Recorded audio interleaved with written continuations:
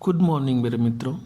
जैसा कि हम लोग जानते हैं, बीपीएससी शिक्षक बहाली में बीपीएससी के द्वारा विशेष तौर पर एससीईआरटी बुक्स को फॉलो करने का निर्देश दिया गया है।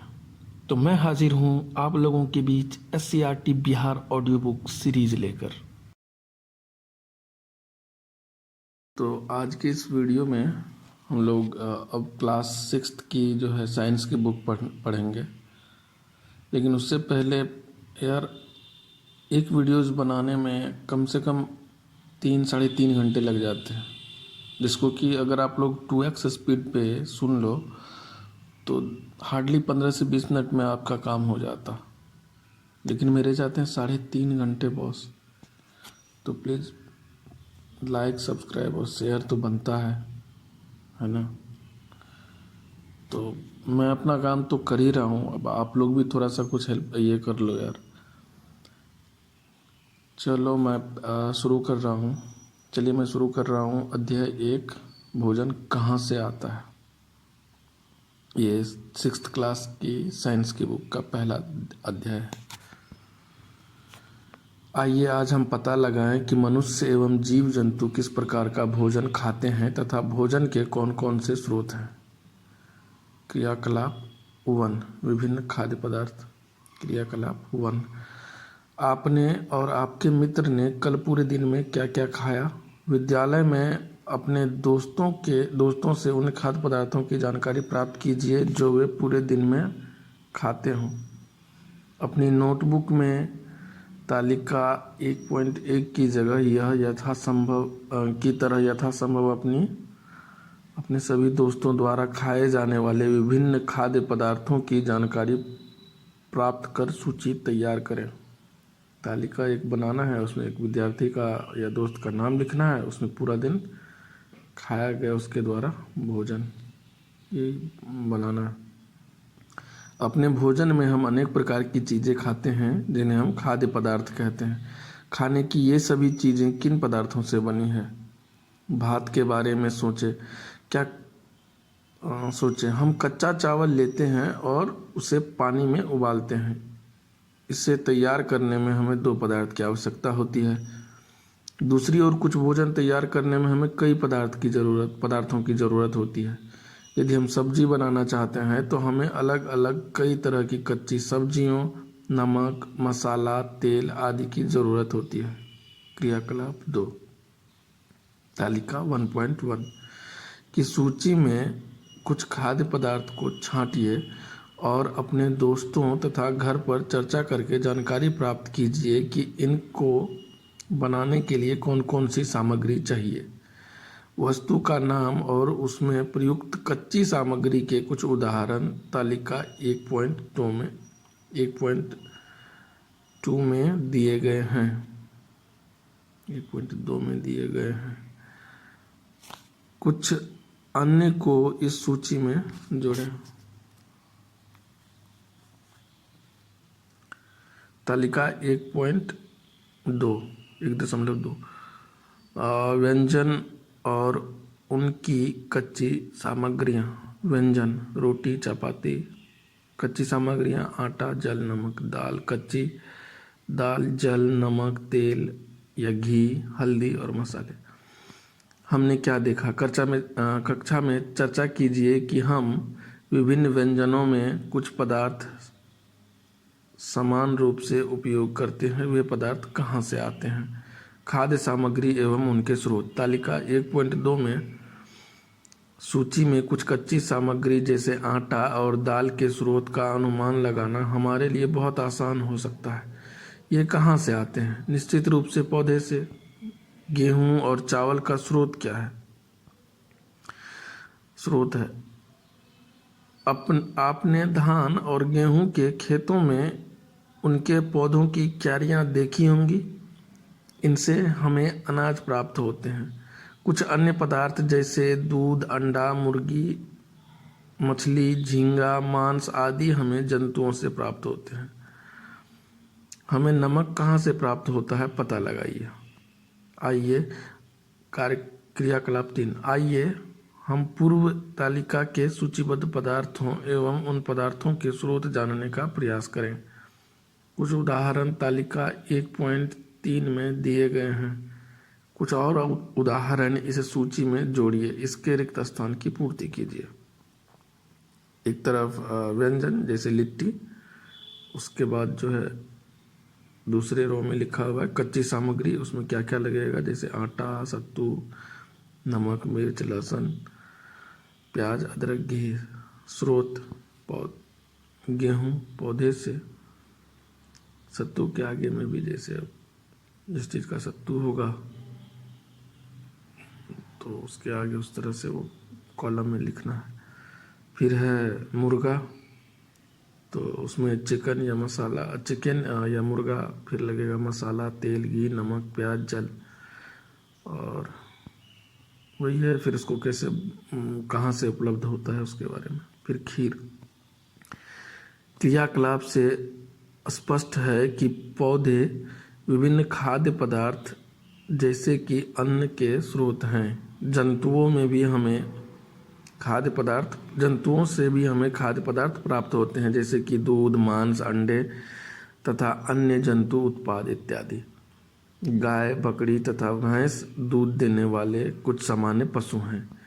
दूध एवं विभिन्न दुग्ध उत्पाद जैसे कि मक्खन, क्रीम, घी, पनीर और दही का उपयोग संसार के प्रत्येक क्षेत्र में किया जाता है। कुछ खाद्य पदार्थ जैसे नमक खनिज स्रोतों से प्राप्त होते हैं। भोजन के मुख्य स्रोत क्या क्या हैं? पौधे हमारे भोजन का एक मुख्य स्रोत हैं। हम पौधों के कौन कौन से भाग का उपयोग खाद्य पदार्थ के रूप में करते हैं? हम पत्तियों वाली अनेक सब्जियां खाते हैं। कुछ पौधों के फलों को भोजन के रूप में खाते हैं। किसी पौधे की जड़, किसी का तना तो किसी का फूल भी भोजन के रूप में खाए जाते हैं। पोई के पत्ते व अगस्त के फूल का तरवा या बचका खाया जाता है। कुछ पौधों के 2 या 2 से अधिक भाग खाने योग्य होते हैं। उदाहरण के लिए सरसों के बीज से हमें तेल प्राप्त होता है तथा इनकी पत्तियों का उपयोग साग बनाने के लिए किया जाता है। क्या आप किसी अन्य पौधे के बारे में जानते हैं जिसके 2 या 2 से अधिक भाग खाए जाते हों? अब है क्रियाकलाप 4। इसमें है तालिका 1.3 की सूची में सभी खाद्य पदार्थों में से उन खाद्य पदार्थों को छांटिए जिनके मुख्य स्रोत पौधे हैं। ये पौधों के किन किन भागों से प्राप्त होते हैं? इन खाद्य पदार्थों और पौधों के भागों को तालिका में अंकित कीजिए। तालिका बना हुआ है, इसमें 3 कॉलम है। खाद, एक में है खाद्य पदार्थ, दूसरे में पौधे का नाम और तीसरे में पौधे का भाग। जैसे साग है तो साग, चना, सरसों, पालक, बथुआ, और पौधे का भाग तना एवं पत्ती। फिर है सलाद, पौधे का नाम खीरा, टमाटर, मूली, गाजर। पौधे का भाग फल तथा मूली और गाजर के जड़। तेल, मूंगफली, सरसों, सोयाबीन इत्यादि। पौधे का भाग बीज। क्रियाकलाप 5। मूंग अथवा चने के कुछ सूखे बीज लीजिए। अब इनमें से कुछ बीजों को जल से भरे एक पात्र में डाल दीजिए तथा 1 दिन फूलने के लिए छोड़ दीजिए। अगले दिन जल को पूरी तरह निकाल दीजिए और बीजों को एक गीले कपड़े में लपेटकर एक ओर रख दीजिए। अब क्या आप बीजों में कुछ परिवर्तन देखते हैं? क्या छोटी सी सफ़ेद संरचना बीजों से बाहर निकल आई हैं? यदि हाँ, तो बीज अंकुरित हो गए हैं। इस छोटी संरचना को ही अंकुरन कहते हैं। अंकुरित बीज को सावधानी से धोकर आप इन्हें खा सकते हैं। ये उबाले भी जा सकते हैं। इनमें कुछ मसाले मिलाने पर खाने के लिए एक स्वादिष्ट अल्पाहार तैयार हो जाता है। क्या आप जानते हैं कि शहद कहाँ से आता है? यह कैसे बनता है? क्या आपने कभी मधुमक्खी का छत्ता देखा है जहाँ बहुत सी मधुमक्खियाँ भिनभिनाया करती हैं? मधुमक्खियाँ फूलों से मकरंद अर्थात मीठा रस एकत्रित करती हैं और इसे अपने छत्ते में जमा करती हैं। फूल और उनका मकरंद वर्ष के केवल कुछ ही समय में ही उपलब्ध होते हैं। मधुमक्खियाँ मकरंद को अपने पेट में एक एंजाइम की सहायता से पचाकर शहद बना लेती हैं। यह शहद फफूंद बैक्टीरिया लगकर खराब नहीं होता। मधुमक्खियाँ इस शहद का भंडारण कर लेती हैं ताकि पूरे वर्ष इसका उपयोग किया जा सके। हम ऐसे छत्तों में मधुमक्खियों द्वारा भंडारित भोजन का शहद के रूप में उपयोग करते हैं। जंतु क्या खाते हैं? एक पॉइंट से क्या आपके घर में कोई ऐसा पालतू पशु है जैसे कुत्ता, बिल्ली, भैंस, गाय या बकरी जिसकी आप देखभाल करते हैं? फिर आपको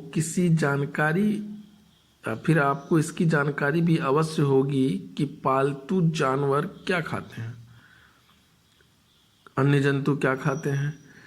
क्या आपने कभी गिलहरी, कबूतर, छिपकली या छोटे से कीट को खाते हुए देखा है? तालिका 1.5 क्रियाकलाप 6। तालिका 1.5 में अनेक जंतुओं के नाम लिखे हैं। उनमें से कुछ जंतुओं द्वारा खाए जाने वाले भोजन भी लिखे गए हैं। तालिका में रिक्त स्थान की पूर्ति कीजिए। तो अब इसमें 2 कॉलम बने हुए हैं, एक तरफ जंतु का नाम और उसके तरफ खाए जाने वाला भोजन। तो जैसे गाय है, गाय के सामने घास, खली, भूसा, अनाज, पत्ती। बिल्ली छोटे जंतु, पक्षी, दूध, चूहा। अब ऐसे ही भरना है। कुत्ता, कौवा, गोरैया, शेर, छिपकली, तिलचट्टा, मनुष्य, चूहा, बंदर, इस सब का खाद्य पदार्थ वो क्या क्या खाता है। क्रियाकलाप 7। ऊपर तालिका को देखकर बताइए कि कौन से जंतु हैं जो केवल पौधे व उसके उत्पाद को भोजन के रूप में लेते हैं। ऐसे जंतु शाकाहारी कहलाते हैं। ऐसे जंतु जो दूसरे जंतुओं को भोजन के रूप में लेते हैं उन्हें मांसाहारी कहते हैं। क्या आप ऐसे कुछ जंतुओं का भी नाम बताएंगे जिनका भोजन पौधे और जंतु दोनों ही होते हैं? इन्हें सर्वाहारी कहते हैं। तालिका 1.5 को देखते हुए तालिका 1.6 के अनुसार जंतुओं को अलग अलग वर्गों में लिखिए। अब ये जो तालिका बना हुआ है ये है शाकाहारी, मांसाहारी और सर्वाहारी का, तो उसको छांट के लिखना है। क्या मनुष्य और तिलचट्टा सर्वाहारी है? अब आप समझ गए होंगे कि मनुष्य एवं विभिन्न जंतुओं का भोजन पौधे और उनके उत्पाद तथा अन्य जीव जंतु और उनके उत्पाद हैं। पौधे क्या खाते हैं? पौधे अपने भोजन का निर्माण स्वयं करते हैं। पौधों की पत्तियों में हरे रंग का पदार्थ होता है जो सूर्य की रोशनी में जल की सहायता से अपने भोजन का निर्माण कर लेते हैं। पौधे की पत्तियों एवं अन्य हरे भागों में भोजन का निर्माण एक जटिल प्रक्रिया के उपरांत होता है। इस प्रक्रिया को प्रकाश संश्लेषण कहते हैं। आगे की कक्षाओं में हम इस अवधारणा को विस्तार से जानेंगे। और इस तरह समाप्त होता है अध्याय 1। अब आगे हम लोग पढ़ेंगे अध्याय 2।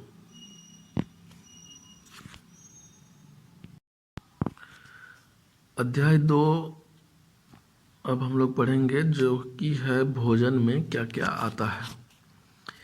पिछले पाठ में हमने उन खाद्य पदार्थों की सूची बनाई थी जिन्हें हम खाते हैं। अपने राज्य के विभिन्न भागों में खाए जाने वाले भिन्न भिन्न व्यंजनों के बारे में भी आपने परियोजना कार्य किया था। हम सभी रोज भोजन में अलग अलग तरह के पके हुए खाद्य पदार्थ लेते हैं, जैसे कभी रोटी, भात, दाल, सब्जी, कभी सत्तू और अचार और कभी खिचड़ी, बैंगन का भरता इत्यादि इस्तेमाल में लाते हैं। भोजन में अनेक प्रकार के पके खाद्य पदार्थ के साथ कच्चे खाद्य पदार्थ के रूप में मूली, गाजर, टमाटर तथा अन्य हरी सब्जियों को सलाद के रूप में लेते हैं। ये सभी खाद्य पदार्थ से स्वादिष्ट भोजन या व्यंजन तैयार होता है तथा खाने से हमारी भूख मिटती है। खाने में यदि हम एक ही खाद्य पदार्थ से पके हुए भोजन या बहुत कम भोजन करें तो क्या हमें ताकत एवं स्फूर्ति मिल सकेगी? अब है अलग अलग खाद्य पदार्थों में क्या क्या होता है। क्रियाकलाप 1। हम जानते हैं कि प्रत्येक व्यंजन एक या एक से अधिक प्रकार के कच्ची सामग्री से बना होता है जो हमें पौधों या जंतुओं से मिलते हैं। तालिका 2.1 में राज्य के अलग अलग क्षेत्रों में लोग भोजन में कौन कौन से खाद्य पदार्थ का मुख्य रूप से व्यवहार करते हैं, सूची बनाइए। अब है इसका तालिका 2.1 जिसमें कि है राज्य के क्षेत्र, अन्न का व्यंजन, दाल, सब्जियां, अन्य व्यंजन, मगध का क्षेत्र, भोजपुरी का क्षेत्र, बज्जिका का क्षेत्र, मिथिला क्षेत्र एवं अंग क्षेत्र। क्या आप जानते हैं अपने राज्य के अलावा दूसरे राज्यों में सामान्य भोजन के बारे में? अगर नहीं तो पता करें। इडली, डोसा, मक्के की रोटी आदि किन राज्यों के भोजन हैं? इसे तालिका 2.2 में अंकित करें। जो तालिका 2.2 है उसमें राज्य और उसके भोज्य पदार्थ के बारे में लिखना है। इन खाद्य सामग्रियों में हमारे शरीर की वृद्धि, विकास एवं स्वस्थ रहने के लिए कुछ आवश्यक अवयव होते हैं। इन अवयव को हम पोषक तत्व कहते हैं। हमारे भोजन में मुख्य पोषक तत्व कार्बोहाइड्रेट, प्रोटीन, वसा, विटामिन तथा खनिज लवण है। इसके अतिरिक्त हमारे भोजन में रेशा तथा जल भी शामिल होते हैं जिनकी हमारे शरीर को आवश्यकता है। क्या सभी खाद्य पदार्थों में ये सभी पोषक तत्व उपलब्ध रहते हैं? कुछ साधारण विधियों से हम जान सकते हैं कि कच्ची खाद्य सामग्री या पके हुए भोजन में कौन कौन से पोषक तत्व उपस्थित हैं। कार्बोहाइड्रेट, प्रोटीन तथा वसा की जांच अन्य पोषक तत्वों की जांच की अपेक्षा सरल होता है। कार्बोहाइड्रेट का हमारे भोजन में एक रूप मंड या स्टार्च है। मंड की उपस्थिति की जांच कर हम कार्बोहाइड्रेट की उपस्थिति जांचते हैं। कैसे करें जांच? इन जांचों को करने के लिए आपको टिंचर आयोडीन, कॉपर सल्फेट तथा कॉस्टिक सोडा की ज़रूरत होगी। कुछ परखनलियों ड्रॉपर की भी ज़रूरत होगी। इन जांच को पके हुए भोजन तथा कच्ची सामग्री पर करें। जांच से प्राप्त अवलोकन को तालिका 2.2 में दिखाए गए तरीकों 2.3 में दिखाए गए तरीके से लिख सकते हैं। अध्याय 1 तालिका 1.3 में कुछ खाद्य पदार्थ लिखे गए हैं। अपना परीक्षण इन पर या अन्य किसी उपलब्ध खाद्य पदार्थ पर कर सकते हैं। अध्यापक के सहयोग से सामग्री उपलब्ध कर उनके मार्गदर्शन में प्रयोग कीजिए। घोल तैयार करने की विधि। आयोडीन का तनु विलयन बनाने के लिए जल से आधी भरी परखनली में थोड़ी मात्रा 8 से 10 बूंद टिंचर आयोडीन मिला दीजिए। कॉपर सल्फेट विलयन 100 ml जल में 2 ग्राम कॉपर सल्फेट घोलने से बन जाता है। 100 ml जल में 10 ग्राम कॉस्टिक सोडा घोलने से हमें अभिष्ट कॉस्टिक सोडा विलयन मिल जाएगा। जिस दिन भोजन की जांच हो उस दिन अपने घर से तालिका में दिखाए तरह तरह के खाद्य पदार्थ की पुड़िया बनाकर लाएं। दूध, तेल, घी जैसी चीज़ों को छोटी शीशियों में लेकर आएं। यदि किसी पदार्थ में मंड है तो हम इसका आसानी से परीक्षण कर सकते हैं। अब क्रियाकलाप 2 जिसमें कि मंड की जांच करनी है। भोजन में मंड अर्थात स्टार्च परीक्षण के लिए खाद्य पदार्थ या कच्ची सामग्री की अल्प मात्रा लीजिए। इनमें आयोडीन के तनु घोल की कुछ बूंदें डालिए। खाद्य पदार्थ के रंग में होने वाले परिवर्तन को देखिए। क्या यह नीला या काला हो गया है? यह नीला या काला रंग मंड की उपस्थिति दर्शाता है। इस जांच को अन्य खाद्य पदार्थ के साथ दोहराइए और जांच कीजिए कि किसमें मंड है अथवा नहीं। अपने अवलोकन को तालिका 2.3 में अंकित कीजिए। प्रोटीन की जांच। अब हम प्रोटीन की जांच कैसे करेंगे उसके बारे में पढ़ते हैं। प्रोटीन की जांच के लिए किसी खाद्य पदार्थ की अल्प मात्रा लीजिए। इस खाद्य पदार्थ को परीक्षण करना है। यदि वह ठोस है तो पहले उसका पेस्ट अथवा चूर्ण बनाने की ज़रूरत होती है। खाद्य पदार्थ की अल्प मात्रा को पीसकर या मसलकर उसके चूर्ण को एक साफ परखनली में डाल दीजिए और 10 बूंद जल डालकर उसे अच्छी तरह मिलाइए। अब ड्रॉपर की सहायता से परखनली में 2 बूंद कॉपर सल्फेट का घोल तथा 10 बूंद कॉस्टिक सोडा का घोल डालिए। अच्छी तरह हिलाकर कुछ मिनट के लिए परखनली को रख दीजिए। क्या परखनली का पदार्थ बैंगनी रंग का हो गया? बैंगनी रंग खाद्य पदार्थों में प्रोटीन की उपस्थिति को दर्शाता है। अब आप इस जांच को अन्य खाद्य पदार्थों के साथ दोहरा सकते हैं। अब वसा का जांच। खाद्य पदार्थ की अल्प मात्रा लीजिए, इसे कागज के टुकड़े में लपेटकर कूटिए। ध्यान रहे कागज फट न जाए। अब कागज को सीधा कीजिए और ध्यानपूर्वक देखिए, क्या इस पर तेल के धब्बे दिखाई देते हैं? कागज को किसी प्रकाश स्रोत के सामने लाएं। क्या आपको इस धब्बे से होकर आने वाली प्रकाश धुंधला दिखाई देती है? कागज पर तेल या धब्बा खाद्य पदार्थ में वसा की उपस्थिति दर्शाता है। खाद्य पदार्थ में कभी कभी जल की भी कुछ मात्रा हो सकती है। ऐसे में इन पदार्थों को कागज पर धीरे धीरे रगड़िए और कुछ समय के लिए कागज को सुखा दीजिए ताकि खाद्य पदार्थ से कुछ जल आया हो तो सूख जाए। इसके बाद कागज पर तेल का कोई धब्बा न रहे तो यह पता चलता है कि खाद्य पदार्थ में वसा नहीं है। अब वो तालिका है जिसके बारे में कि हम लोग बात कर रहे थे ऊपर 2.3। इसमें एक कॉलम है खाद्य पदार्थ का, एक है मंड का, एक है प्रोटीन का, एक है वसा का। तो जिसमें जांच करने के बाद मंड की उपस्थिति होगी उसमें हाँ लिख देंगे, फिर बाकी 2 खाली कॉलम रहेंगे। जैसे दूध है तो उसमें प्रोटीन है तो बाकी दोनों कॉलम खाली रहेंगे और प्रोटीन को टिक कर लेंगे। फिर मूंगफली में वसा। तो इस तरह से क्या किसी खाद्य पदार्थ में एक से अधिक पोषक तत्व होते हैं? इसके लिए आप किसी खाद्य पदार्थ पर मंड, प्रोटीन तथा वसा का परीक्षण कर अवलोकन करें कि इनमें से एक से ज़्यादा पोषक तत्व हैं या नहीं। कार्बोहाइड्रेट, प्रोटीन तथा वसा के अलावा विटामिन तथा खनिज लवण जैसे अन्य पोषक तत्व भी हमारे विभिन्न खाद्य पदार्थों में उपस्थित रहते हैं। इन सभी पोषक तत्वों की हमें क्यों ज़रूरत होती है? विभिन्न पोषक तत्व हमारे शरीर के लिए क्यों जरूरी है? इसके अंदर पढ़ते हैं। कार्बोहाइड्रेट मुख्य रूप से हमारे शरीर को ऊर्जा प्रदान करते हैं। वसा से भी ऊर्जा मिलती है। वास्तविकता यह है कि कार्बोहाइड्रेट की तुलना में वसा से हमें अधिक ऊर्जा प्राप्त होती है। वसा और कार्बोहाइड्रेट युक्त भोजन ऊर्जा देने वाला भोजन कहलाता है।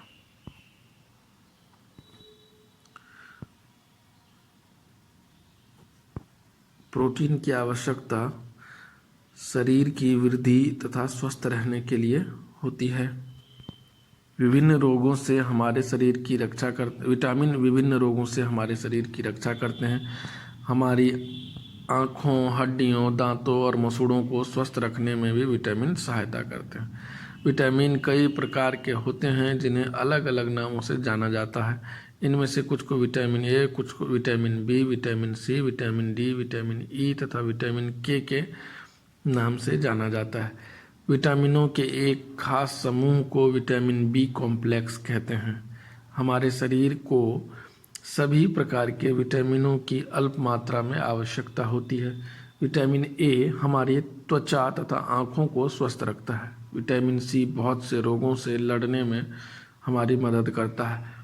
विटामिन डी हमारी अस्थियों और दांतों के लिए कैल्शियम का उपयोग करने में हमारे शरीर की सहायता करता है।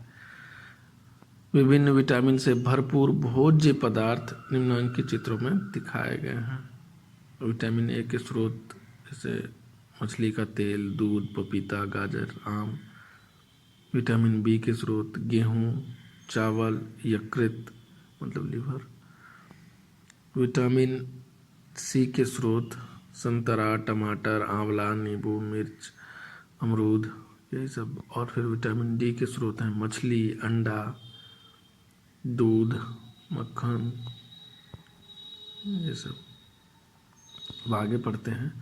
हमारे शरीर को खनिज की आवश्यकता अल्प मात्रा में होती है। ये खनिज लवण कौन कौन से हैं?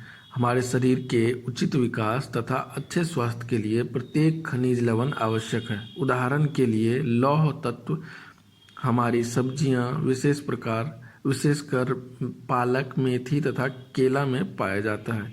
कैल्शियम दूध से प्राप्त होता है। फास्फोरस एवं कैल्शियम मछली, अंडा इत्यादि में मिलते हैं। नमक से सोडियम व पोटेशियम मिलते हैं। अधिकांश खाद्य पदार्थ में एक से अधिक पोषक तत्व होते हैं। आपने भी तालिका 2.3 में अवलोकन को लिखते समय इसको अवश्य देखा होगा। फिर भी किसी कच्ची सामग्री में एक निश्चित पोषक तत्व की मात्रा दूसरे पोषक तत्व की मात्रा से अधिक हो सकती है। जैसे चावल में कार्बोहाइड्रेट की मात्रा दूसरे पोषक तत्व से अधिक होती है। इस आधार पर हम कह सकते हैं कि चावल कार्बोहाइड्रेट से भरपूर भोजन है। इन पोषकों के अलावा हमारे शरीर को रुक्षांश अर्थात आहारी रेशा तथा फल तथा जल की भी आवश्यकता होती है। हमारे खाने में रेशे की पूर्ति मुख्यतः पादप उत्पादों से ही होती है। रुक्षांश अन्न का चोकर तथा सब्जी का रेशा इत्यादि ये मुख्य स्रोत रुक्षांश के मुख्य स्रोत साबुत खाद्यान्न अर्थात अंकुरित दाल, आलू, ताजे फल और सब्जियां हैं। रुक्षांश हमारे शरीर को कोई पोषक प्रदान नहीं करते हैं, फिर भी यह हमारे भोजन का आवश्यक अवयव है। रुक्षांश हमारे शरीर से बिना पचे भोजन को बाहर निकालने में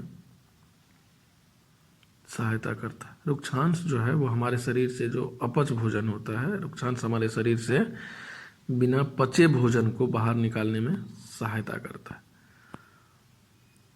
जल भोजन में उपस्थित पोषक तत्वों को अवशोषित कराने में हमारे शरीर की सहायता करता है। यह कुछ अपशिष्ट पदार्थों को मूत्र तथा पसीने के साथ शरीर से बाहर निकालने में सहायता करता है। सामान्यतः हमारे शरीर को जितने जल की आवश्यकता होती है, अधिकांशतः वह हमें उन पदार्थों से प्राप्त होती है जिन्हें हम द्रव के रूप में लेते हैं, जैसे कि जल, दूध और चाय इत्यादि।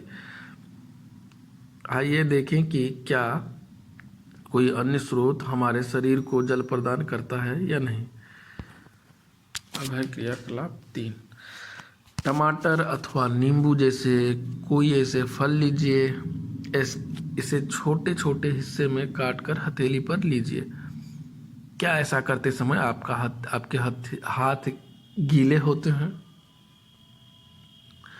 जब भी आपके घर में कोई फल या सब्जी काटा, छीला या मसला जाता है, तब ध्यानपूर्वक उसका निरीक्षण कीजिए। क्या ऐसा करते समय आपको किसी ऐसे ताजे फल या सब्जी के बारे में पता चलता है जिसमें पानी की मात्रा नहीं होती है? हम देखते हैं कि खाद्य पदार्थ में जल होता है। कुछ सीमा तक हमारे शरीर के लिए आवश्यक जल की पूर्ति इस जल से भी होती है। इसके अतिरिक्त कई खाद्य पदार्थों को जल के साथ पकाते हैं या पकाते समय उसमें जल डालते हैं। संतुलित आहार। सामान्यतः पूरे दिन में जो कुछ भी हम खाते हैं उसे आहार कहते हैं। हमारे शरीर की वृद्धि और अच्छे स्वास्थ्य को बनाए रखने के लिए हमारे आहार में वे सभी पोषक तत्व उचित मात्रा में होने चाहिए जिनकी हमारे शरीर को आवश्यकता है। कोई भी पोषक तत्व न ज़्यादा हो और न बहुत कम। हमारे आहार में पर्याप्त मात्रा में रुक्षांश तथा जल होना भी आवश्यक है। इस प्रकार के आहार को संतुलित आहार कहते हैं। क्या आप सोचते हैं कि प्रत्येक आयु वर्ग के लोगों को एक ही प्रकार के आहार की आवश्यकता होती है? क्या आप यह भी सोचते हैं कि हमारा संतुलित आहार हमारे शारीरिक कार्य पर निर्भर करता है? क्या आपने किसी मजदूर को भोजन करते देखा है? वे साधारणतः क्या क्या खाते हैं?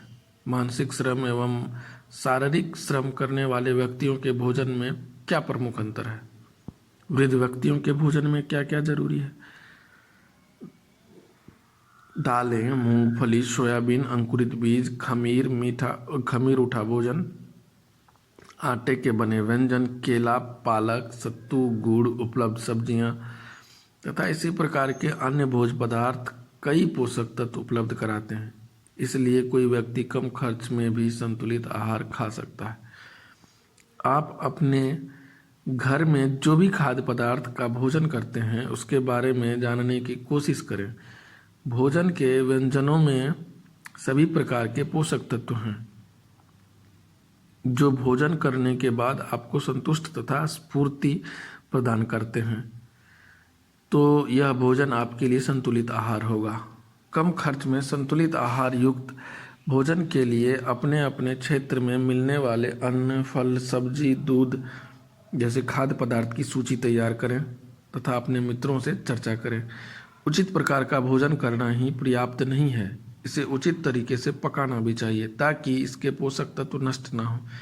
क्या आप जानते हैं कि भोजन पकाते समय कुछ पोषक तत्व नष्ट हो जाते हैं? छिलका उतारकर यदि सब्जियों और फलों को धोया जाता है तो यह संभव है कि उसके कुछ विटामिन नष्ट हो जाएं। सब्जियों और फलों के छिलकों के में महत्वपूर्ण विटामिन तथा खनिज लवण होते हैं। चावल और दालों को बार बार धोने से उनमें उपस्थित विटामिन और कुछ खनिज लवण नष्ट हो जाते हैं। हम जानते हैं कि पकाने से भोजन का स्वाद बढ़ता है तथा इसे पचाने में आसानी होती है। इसके साथ साथ पकाने में कुछ पोषक तत्वों की हानि भी हो सकती है। यदि भोजन पकाने में अत्यधिक जल का उपयोग किया जाता है और बाद में उसे फेंक दिया जाता है तो कई लाभदायक प्रोटीन तथा खनिज लवणों की हानि हो जाती है। पकाने पर विटामिन सी गर्मी से नष्ट हो जाता है। इस पर ध्यान दें कि पकाने पर विटामिन सी जो है वो गर्मी से नष्ट हो जाता है। क्या यह उचित नहीं होगा कि हम अपने आहार में फल और कच्ची सब्जियों को सम्मिलित करें? कुपोषण। आप जान चुके हैं कि भोजन में वसा, प्रोटीन, कार्बोहाइड्रेट, खनिज लवण और विटामिन होते हैं। यदि इनमें से कोई पोषक तत्व शरीर को बिल्कुल ना मिले या कम मात्रा में मिले तो क्या होगा? चित्र 2.11 में दिखाया गया बच्चा सूखा रोग का मरीज है। यह रोग उन बच्चों को होता है जिन्हें संतुलित भोजन नहीं मिलता है। कम भोजन मिलने से बच्चों को मरासमस नामक रोग हो जाता है। कम भोजन मिलने से बच्चों को मरासमस नामक रोग हो जाता है। मरासमस मतलब सूखा रोग जिसको हम लोग कहते हैं। कम भोजन मिलने पर कौन से पोषक तत्व इस बच्चे को कम मात्रा में मिलते होंगे? कम भोजन मिलने पर प्रोटीन तथा कार्बोहाइड्रेट की मात्रा कम मिलती है जिससे बच्चा काफ़ी कमज़ोर व दुबला पतला हो जाता है। छाती में पसली की हड्डियां भी दिखाई देने लगती है। यदि किसी बच्चे को भोजन में अन्य सभी पोषक तत्व मिलें लेकिन केवल प्रोटीन कम हो तो उनमें वे लक्षण दिखाई पड़ते हैं जो चित्र 2.12 में दिखाए गए हैं। बच्चे में वृद्धि रुक जाती है, पेट फूला हुआ दिखाई देता है। प्रोटीन में भोजन की कमी से क्वाशरकोर नामक रोग हो जाता है। जब शरीर को आवश्यक मात्रा में पोषक तत्व पदार्थ नहीं मिलते हैं तब इस स्थिति को कुपोषण कहते हैं। क्या आपने आसपास में कभी ऐसा बच्चा देखा है जो सूखा रोग या प्रोटीन की कमी से पीड़ित हो? यदि देखे हो तो पता लगाकर लिखें कि ऐसे बच्चे को दिन में क्या क्या और कितना भोजन मिलता है।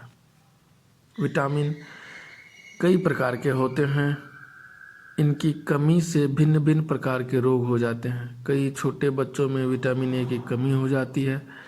इसके कारण उन्हें रात में दूसरों की तुलना में कम दिखाई देता है। इस रोग को रतौंधी कहते हैं।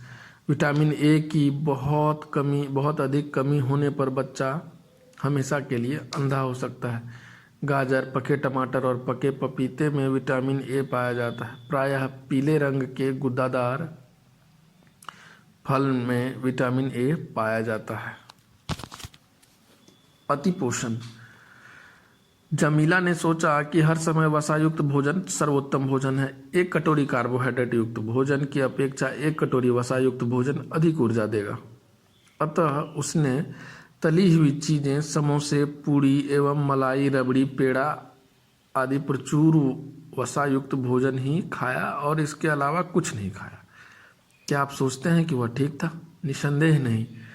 इतना अधिक वसायुक्त भोजन खाना हमारे लिए बहुत हानिकारक हो सकता है। हमारे भोजन में वसा की मात्रा अत्यधिक मोटापे का कारण बनती है। अभावजन्य रोग। एक व्यक्ति खाने के लिए पर्याप्त भोजन पा रहा है, लेकिन कभी कभी उसके भोजन में विशेष पोषक तत्वों की कमी हो जाती है। यदि यह कमी लंबे अवधि तक रहती है तो वह व्यक्ति उसके अभाव से ग्रसित हो जाता है।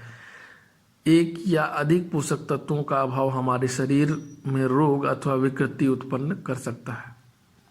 वे रोग जो लंबी अवधि तक पोषक तत्वों के अभाव के कारण होते हैं उन्हें अभावजन्य रोग कहते हैं।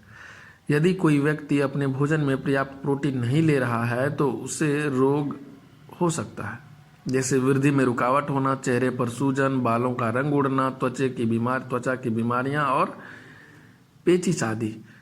यदि प्रोटीन तथा कार्बोहाइड्रेट दोनों ही किसी व्यक्ति के आहार से लंबे समय तक अनुपस्थित रहे तो उसकी वृद्धि पूरी तरह अवरुद्ध हो जाएगी। ऐसा व्यक्ति बहुत दुबला पतला हो जाएगा। वह इतना दुर्बल हो जाएगा कि चलने में भी असमर्थता होगी। विभिन्न विटामिनों और खनिज लवणों के अभाव से विभिन्न रोग अथवा विकृतियां हो सकती हैं। इनमें कुछ को आगे 2.4 के तालिका में दर्शाया गया है। संतुलित आहार लेने से सभी अभावजन्य रोगों की रोकथाम की जा सकती है। अगर आप 2.1 के विभिन्न क्षेत्रों के सामान्य भोजन पर नज़र डालें तो क्या हम कह सकते हैं कि खाद्य पदार्थों में विविधता होते हुए भी आहार में पोषक तत्वों का वितरण सामान्य है? यह वितरण हमारे भोजन में आवश्यक पोषक तत्व की उपस्थिति सुनिश्चित करता है। अब है विटामिन तालिका 2.4 जो कि है विटामिन और खनिज लवणों के अभाव के कारण होने वाले कुछ रोग के बारे में। तो यह है विटामिन ए जिसकी कमी से होता है रतौंधी। लक्षण: कमजोर दृष्टि, अंधेरे रात में कम दिखाई देना, कभी कभी पूरी तरह से दिखाई नहीं देना। विटामिन बी बेरी, दुर्बल पेशियां और काम करने में ऊर्जा की कमी। विटामिन सी जो कि स्कर्वी, जिससे होता है स्कर्वी, मसूड़ों से खून आना, घाव भरने में अधिक समय लगना। विटामिन डी जिसकी कमी से होता है रिकेटस, अस्थियों का मुलायम होकर मुड़ जाना। कैल्शियम, अस्थि और दंत क्षय, कमजोर अस्थियां तथा दंत क्षय। आयोडीन, घेंगा, गले की ग्रंथियों का फूल जाना, बच्चों में मानसिक विकलांगता। लौह, अल्प रक्तता, कमजोरी और रक्त की कमी। दूषित भोजन। हमने देखा है घरों में खाने के सभी सामान ढक कर रखे जाते हैं। पीने के पानी को ढक कर रखा जाता है। माता पिता, शिक्षक गंदे हाथों से खाने या खाद्य सामग्री को छूने और बाजार की खुली वस्तुओं को खाने से मना करते हैं। क्या आपने विचार किया कि ऐसा क्यों? सब्जी बनाने से पहले धोते हैं तथा भोजन रखने तथा बनाने वाले स्थान की साफ सफाई करते हैं। अगर ऐसा नहीं करें तो क्या होगा? आपने ठेलों पर बिना ढकी मिठाइयों पर मक्खियां बैठी तो देखी होंगी। ये मक्खियां गंदी जगहों पर बैठती हैं तथा वहां के सूक्ष्म जीवों को अपने साथ लाकर खाने के पदार्थों को दूषित कर देती हैं। सब्जी को ठीक से नहीं धोने पर कीटनाशक के कुछ अंश रह जाते हैं जो हमारे सेहत के लिए हानिकारक होते हैं। क्या आप 2 दिन पहले बना भात, दाल, रोटी, सब्जी आदि खाना पसंद करेंगे? निश्चित नहीं। ऐसा क्यों? यह दुर्गंध देने लगता है और इसमें खटास हो जाती है। हम जानते हैं कि यह खाने योग्य नहीं है। इसमें खमीर उठने यानी किण्वन के कारण किण्वन के कारण होता है। परंतु कुछ व्यंजन को बनाने के लिए किण्वन आवश्यक है, जैसे जलेबी, भटूरा, मालपुआ, इडली, डोसा, पाव रोटी आदि। कुछ व्यंजनों में अधिक गर्मी के कारण किण्वन तीव्र होता है, इसलिए गर्मी के दिनों में पका भोजन जल्दी खराब हो जाता है। फ्रिज एवं अन्य व्यवस्थाओं से इसे कुछ समय के लिए बचाकर रख सकते हैं। भोजन को दूषित होने का एक कारण दूषित जल है। भोजन बनाने में यदि दूषित जल का उपयोग किया जाए तो इससे भी भोजन को दूषित होने का भय रहता है। दूषित जल पीने से अतिसार जैसी बीमारियों का भय रहता है। इसीलिए वर्षा के दिनों में बाढ़ के समय अत्यधिक सावधानी से भोजन एवं पेयजल का उपयोग किया जाना चाहिए। अवलोकन कीजिए कि वर्षा एवं बाढ़ के दिनों में कुएं, तालाब, नदी, नाले आदि भर जाते हैं और मैदानों, खेतों एवं अन्य जगहों से गंदगी बहकर जल स्रोतों में चली जाती है। और इस तरह ख़त्म होता है हमारा अध्याय 2। दोस्तों, अगर मेरा प्रयास आप लोगों को उपयोगी लग रहा तो प्लीज़ हमारे चैनल को सब्सक्राइब करें ताकि आने वाले वीडियोज़ की नोटिफिकेशन आपको मिलती रहे। और हाँ, जाते जाते वीडियो को लाइक भी करते जाइए। तो फिर मिलते हैं इस सीरीज़ के अगले भाग में। तब तक खुश रहिए, मस्त रहिए। जय हिंद।